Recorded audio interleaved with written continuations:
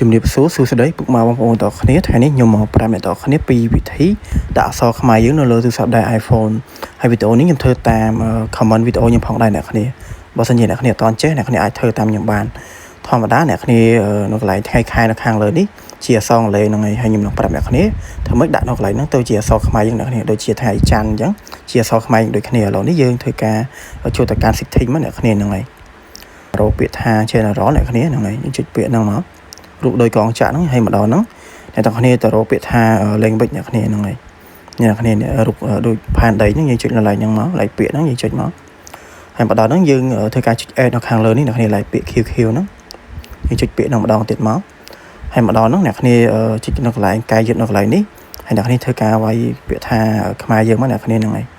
ដំបូងយើងវាយជាអក្សរអង់គ្លេសហ្នឹងហើយអ្នកគ្នានឹងឃើញខ្មែរយើងនៅខាងលើនេះអ្នកគ្នាធ្វើការចុចលើពាក្យហ្នឹងមកអ្នកគ្នាហ្នឹងហើយចុចលើហ្នឹងមកហើយអ្នកគ្នាចុចនៅខាងលើនេះអ្នកគ្នាlạiពាក្យខ្មែរនៅខាងលើនេះlạiក្រហមហ្នឹងហើយអ្នកគ្នាចាំតិចទៅអ្នកគ្នានឹងអាចដាក់អក្សរខ្មែរបានហើយឥឡូវហ្នឹងពេលអ្នកគ្នាចុចlạiពាក្យខាងលើមានពាក្យថាខ្មែរយើងហើយអ្នកគ្នាអាចឃើញអក្សរខ្មែរនៅលើនេះតែម្ដងហ្នឹងហើយកន្លែងមួយចំនួននឹងដូរទៅជាអក្សរខ្មែរដូចគ្នាហ្នឹងហើយដូចជានៅកន្លែងថ្ងៃខែអញ្ចឹងទៅនឹងដូរទៅជាថ្ងៃខែខ្មែរដូចគ្នាអ្នកគ្នាថ្ងៃច័ន្ទនិងមេសាអ្នកគ្នាអាចមើលបានហ្នឹងហើយ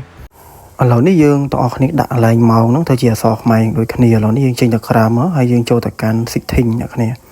ហើយយើងមករកកន្លែងរូបដូចផ្កានៅកន្លែងនេះអ្នកគ្នាចុចនៅកន្លែងហ្នឹងមកហើយម្ដងហ្នឹងអ្នកគ្នាចុចលើ background អ្នកគ្នាមិនហ្នឹងហើយ background ពីមុខយើងនេះយើងចុចលើហ្នឹងមកដល់ហ្នឹងអ្នកគ្នាចុចនៅលើម៉ោងនៅកន្លែងហ្នឹងមកហើយអ្នកគ្នាចុចលើរូបវងមូលដូចផែនដីហ្នឹង